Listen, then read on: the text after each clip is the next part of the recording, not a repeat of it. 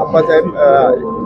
निवडणूक प्रक्रिया पार पडलेली आहे, आज बैठक पण घेतलेली आहे, काय नेमका विश्वास आहे? मी पाचोरा आणि भडगाव नगरपालिकेच्या सर्व उमेदवारांचा सविस्तररित्या आढावा घेतला। तो आढावा घेतल्यानंतर ज्या सर्वच्या सर्व उमेदवारांशी प्रभागनिहाय चर्चा केल्या, त्यातून असं निदर्शनास येत आहे की आपल्या एकही उमेदवार पाचोरा शहरातले 26 आणि भडगाव शहरातले 24, पाचोऱ्याचा एक नगराध्यक्ष आणि भडगावचा एक नगराध्यक्ष हे 100% म्हणजे आतापर्यंतच्या इतिहासात असा निकाल लागलेला नाही, अशा पद्धतीचा निकाल हा पाचोरा आणि भडगावच्या दोघही शहरांमध्ये लागेल असा विश्वास माझ्या तमाम जे कोणी उभे होते कार्यकर्ते या सगळ्या भावी नगरसेवक आणि नगराध्यक्षांनी व्यक्त केलेला आहे। त्याच्यामुळे मनस्वी प्रचंड समाधानी आहे